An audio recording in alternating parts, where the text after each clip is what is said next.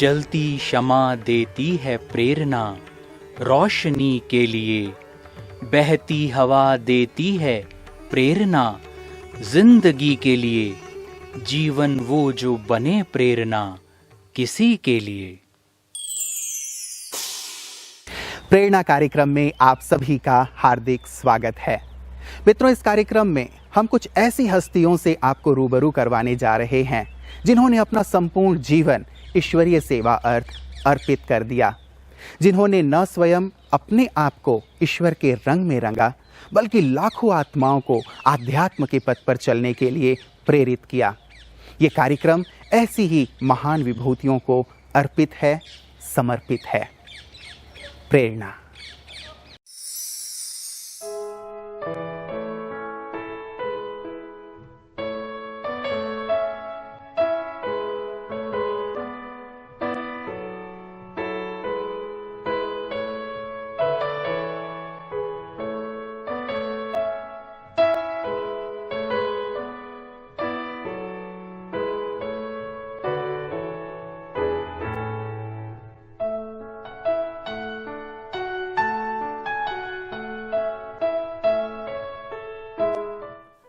पंजाब की ऐतिहासिक नगरी जालंधर में प्रजापिता ब्रह्मा कुमारी ईश्वरीय विश्वविद्यालय की शाखा संचालिका के रूप में राज दीदी जी निमित्त हैं। आपका जन्म सन 1933 में लुधियाना में ही हुआ। बाल्यकाल से ही आपका स्वभाव सरल और सात्विक था। भगवान के प्रति अटूट श्रद्धा के कारण आपको सन 1950 में अमृतसर में ईश्वरीय ज्ञान की प्राप्ति हुई। आप थोड़े ही दिनों बाद सन 1951 में पिताश्री ब्रह्मा बाबा से मधुबन माउंट आबू में मिले। मधुबन में मम्मा बाबा की पालना पाकर आप ईश्वरीय प्रेम से भरपूर हुईं। सन 1960 से आप जालंधर में ही रहकर ईश्वरीय सेवाएं दे रही हैं। विश्व शांति की लहर फैलाते हुए आपने अनेक कार्यक्रमों का आयोजन किया। वर्तमान समय आप 15 सेवा केंद्रों, 10 उप सेवा केंद्रों और 50 गीता पाठशालाओं के द्वारा 5000 से भी अधिक जिज्ञासुओं को प्रभु प्रेम से भरपूर कर रही हैं। ऐसे तो बचपन से हम भक्ति वगैरह बहुत करते थे, परंतु फिर भी पिता की खोज ही रही। तो हम एक सम्मेलन में जाते थे, अमृतसर में हम रहते थे। वहाँ उस सम्मेलन के अंदर हमारे प्यारे जानकी दादी जी और कुणी दादी जी आए। वो बहुत बड़ा साधु सम्मेलन हर साल ये दिवाली पर होता था, तो हम हर साल उस सम्मेलन पर जाते थे। परंतु उस वर्ष हमने देखा कि 2 बहनें भी आई इस सम्मेलन के अंदर। हमें बहुत खुशी हुई। हम चाहते थे हम भी कोई बहनों की संस्था में जुट जाएं तो जीवन हमारी इसी तरफ लगी रहे। तो दादियों का जब सुना तो उससे बहुत लोग प्रभावित हुए। उस सम्मेलन में महात्मा साधु वो विदेश से भी बुलाते थे उनको, परंतु दादी जी ने जो भाषण किया, जो प्यारे बाबा ने इनको अच्छी तरह से भर के भेजा, वो सब दादी जी ने गुरुओं के बारे में अच्छी तरह बोला। तो उससे कुछ हम देख रहे थे, जो महात्मा कोई विदेश से आए हुए थे, कोई देश के, तो वो सब थोड़ा गर्म हो रहे थे। परंतु फिर भी दादी जी ने जो बाबा ने कहा वो उन्होंने ज़रूर बाप दादा के महावाक्य वहाँ पर दिए। तो उससे लोगों को बहुत अच्छा लगा कि यहाँ एक छोटी सी लड़की आई है, उसने बहुत अच्छा बोला है। तो हमारे लौकिक बाप भी जाते थे, हमारा भाई भी जाता था, हमें बहुत अच्छा लगता था। तो उस सम्मेलन से हमारा मिलाप दादी जी से हो गया। तो दादी जी को उस महात्मा ने जो बुलाते थे, कुटिया में रहते थे, और वो उनको बुलाया तो कहा कि दादी जी हाथ जोड़ के पाँव पकड़ के अब आपको दूसरी बार नहीं ये बोलने देंगे कहते मैंने एक ही बार बोलना था। जानकी दादी जी ने कहा कि मैंने एक ही बार बोलना था, आप मायूस ना होए, इस बात के लिए हमें कोई चिंता नहीं है। तो दादी जी वहाँ कुछ दिन ऐसे सम्मेलन होता रहा, तो दादी जी भी वहाँ रहे। उसने सब प्रबंध किया हुआ होता था महात्मा ने। उसके बाद एक भाई ने वहाँ उनको, दादी जी को 2 महीने के लिए निमंत्रण दिया। वो हमारे घर के नज़दीक ही था, तो वहाँ हम दादी जी के पास रोज़ जाते थे। तो दादी, जानकी दादी तो चले गए, रुक्मिणी दादी भी चले गए। उसके बाद ध्यानी दादी, कुंज दादी को बाबा ने भेजा। वो वहाँ आए, 2 मास रहे, तो हमको बड़ा अच्छा लगा, हम रोज़ जाते थे।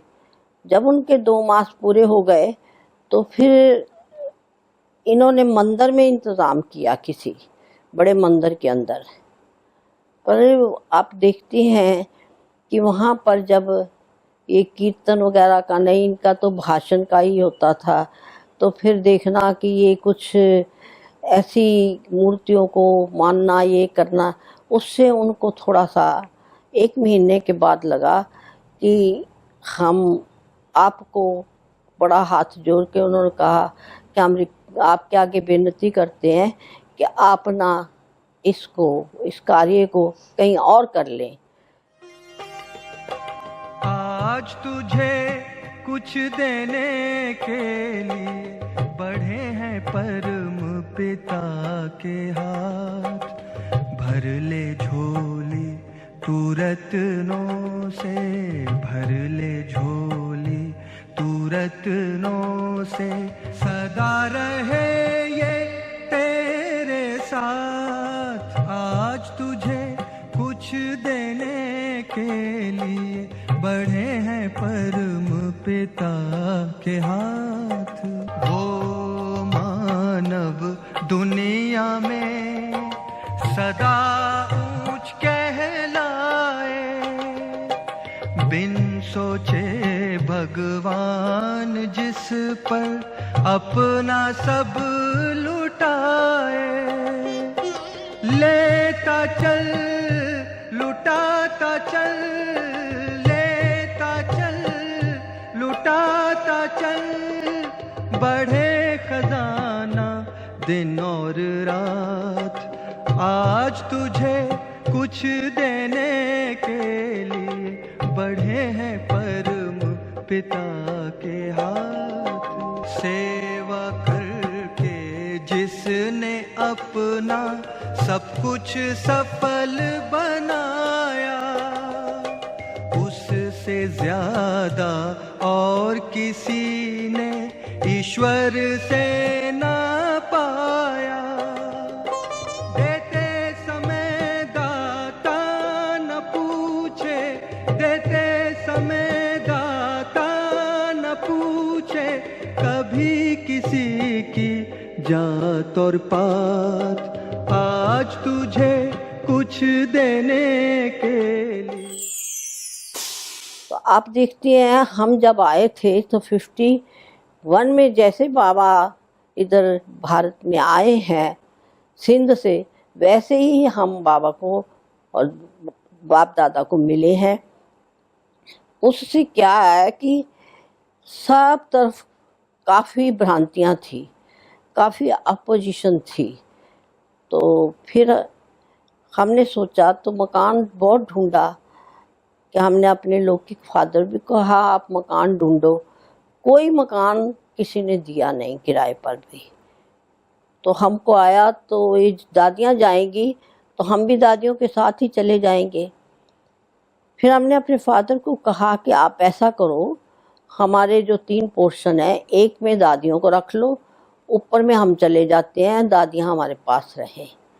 1 साल के लिए हम मकान ढूंढते रहे, परंतु किसी ने मकान नहीं दिया।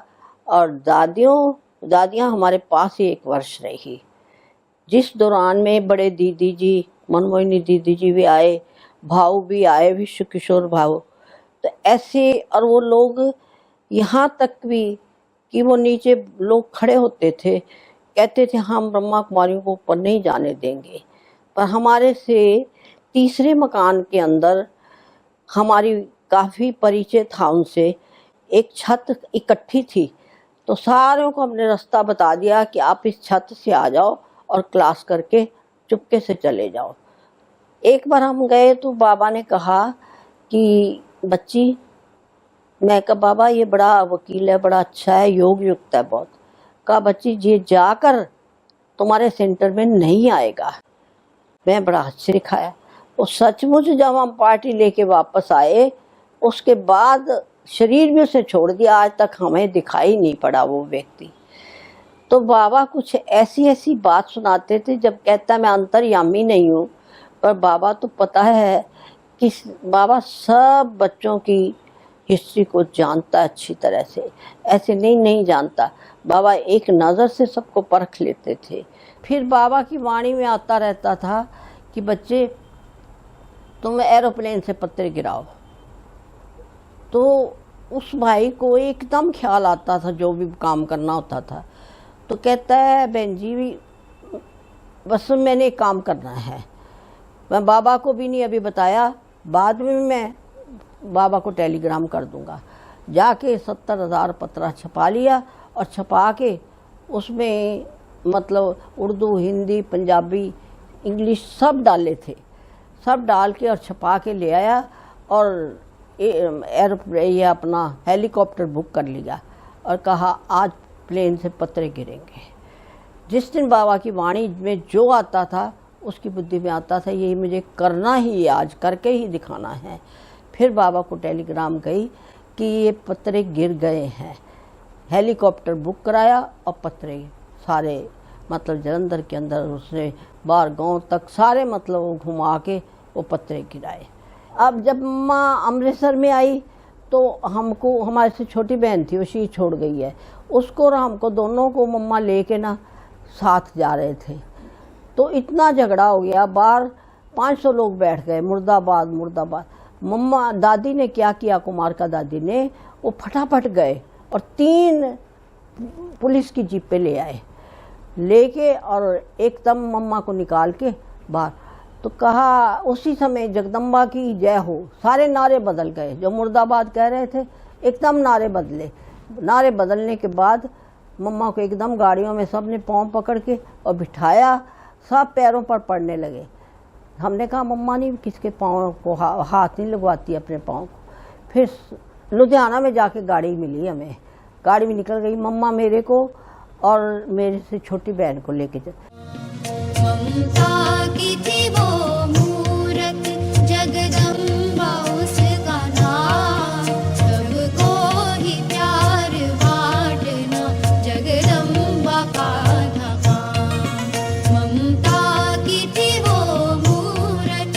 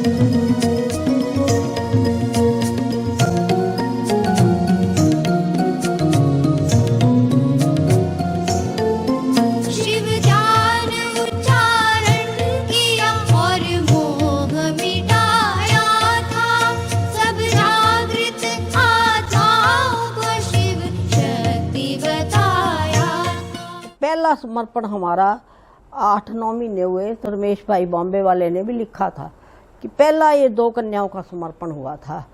यहाँ से समर्पण की प्रथा फिर चालू की। उन्होंने ही बात की थी बाबा, नहीं तो कहते हैं दौड़ा के ले गए दौड़ा, इनका कुछ समर्पण समारोह होना चाहिए। फिर हमारा अमृतसर समर्पण समारोह किया, वहाँ चंद्रमणि दादी थी, अचल बहन थी। उसके बाद फिर हमको ले फिर बाबा को कहा कि मैं 2 फूल लेके आई हूँ। अच्छा फूल है, कलियाँ हैं, देखेगा बाबा। फिर बाबा मिले, कहते बच्चियाँ तो अच्छी हैं दोनों। तो बाबा ने बहुत बहुत प्यार किया शुरू में हमको। और इसके बाद फिर मतलब वहाँ बाबा के पास भी कितने कितने दिन रह जाते थे। फिर कहना बाबा अब क्या करनी है जॉब करके। नहीं बच्ची, वहाँ अमृतसर का बहुत माहौल ख़राब हो जाएगा, एकदम नहीं निकालेंगे तुमको। फिर हमारे रिश्तेदार भी थे। वैसे लॉरेंस रोड की कोठी हमारे ताए के लड़के की है, पर इसको थोड़ी कीमत में उसको पैसा चाहिए था, मतलब दे दी थी। ऐसे काफ़ी अच्छे अच्छे अनुभव बाबा ने कराए। मैं तो सबको कहती हूँ आपको जॉब में लोगों को अनुभव कराने चाहिए। गर्मियों के दिन थे और बाबा उस छोटी को हिला रहे थे, तो कहते क्यों आई यहाँ सेंटर छोड़ के, बच्ची क्या जरूरत थी, प्रमोशन के ऊपर अफसोस करने जाते हैं, तुम अफसोस करने के लिए आई हो मम्मा के लिए, मम्मा तो प्रमोशन पर चली गई। इसे प्रमोशन होती है तो खुशी मनाई जाती है।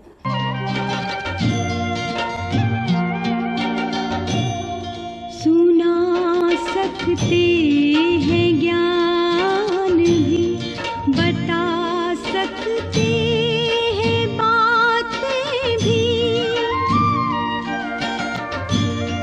सुना सकते हैं ज्ञान भी, बता सकते हैं बातें भी।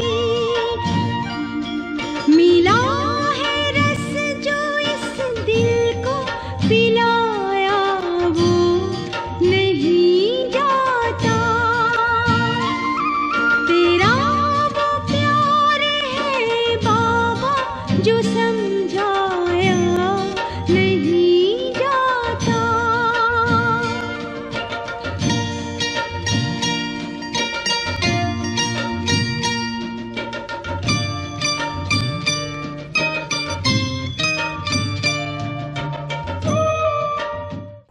ऐसे ही हमारा कोई भी चीज़ है ना, सिंपल से सिंपल चलना हमने पहनना है। चाहे हम जॉब में भी रहे, से ही सफ़ेद साड़ी और इसी तरह से सिंपल ही चलना है। ये हमारा नियम था। कुछ दादियों ने क्लासें करा के बहुत पक्का कर दिया। कोई बात में नहीं था तो देखो बड़े दादी कहते होते थे इनकी बड़ी सख्त क्लास होती थी कन्याओं के लिए। फिर बड़े दीदी की भी युगलों के लिए होती थी, पर कन्याओं की भी बहुत तेज क्लास कराते थे। शिव बाबा तेरे ज्ञान की जले विश्व में ज्योति, शिव बाबा तेरे ज्ञान की जले विश्व में ज्योति, ज्ञान की इस ज्योति में मैं देहभान नहीं भूलती। शिव बाबा तेरे ज्ञान की जले विश्व में ज्योति।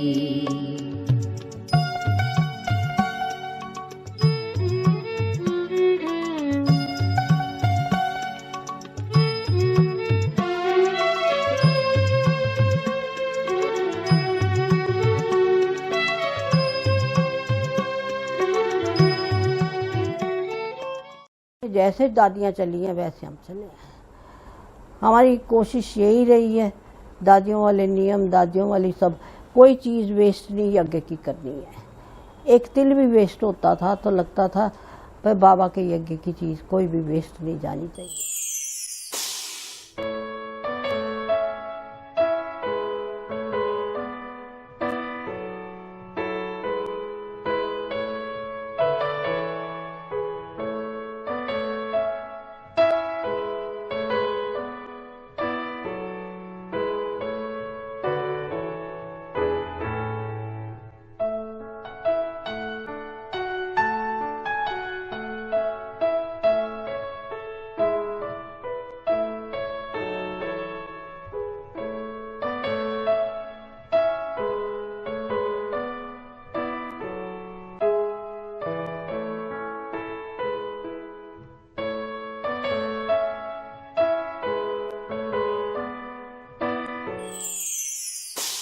कि इनका यज्ञ के प्रति बहुत ज़्यादा स्नेह है, जिगरी प्यार है कि यज्ञ की कैसे केयर करनी है। एक्यूरेसी दीदी के अंदर बहुत ज़्यादा है। तो हमें तो जैसे स्कूल कॉलेज करके आए तो इस चीज़ का इतना हम ध्यान नहीं देते थे, तो अभी जब सेवाओं में के बीच में इन्वॉल्व हुए तो दीदी ने बहुत ये सारी बातों में हमें अलर्ट किया। दीदी ने ये कहा कि जो ईमानदारी से चलना है और सच्चाई और सफाई के साथ जो है, तो उनसे हमने यही गुण सीखा है कि सच्चाई और सफाई से चलना है और ईमानदारी से चलना है। बहन जी की दृष्टि जैसे एक्सरे ले लेते हैं, ऐसे ही बहन जी की इतनी दृष्टि स्टूडेंट को ऐसे चेक करती है कि ये यहाँ पर आया है किस लिए आया है, ये यहाँ पर ज्ञान लेने आया है या देखने आया है, कितने देर ये ठहरेगा। तो मैं हैरान हूँ, बहन जी इस तरह की दृष्टि को देखकर सभी हैरान होते हैं। और मैंने देखा है बहन जी ने कितनी सैकड़ों कन्याओं को इस ज्ञान में लाकर और कहाँ कहाँ उनके सेंटर खोले हैं, पूरे पंजाब में और हिमाचल में कोने कोने पर मैं भी वहाँ गया हूँ। और वहाँ पर बहनें ऐसे याद करती हैं कि बाबा ऐसी हमारी दीदी जिन्होंने हमारा जीवन इतना पवित्र बनाकर हमें बाबा की सेवाओं पर भेजा है, वो तो बार बार थैंक्स करते हैं बहन जी का। हमने बड़े दीदी में एक बहुत बड़ी विशेषता देखी कि वह बहुत ही क्षमाशील हैं।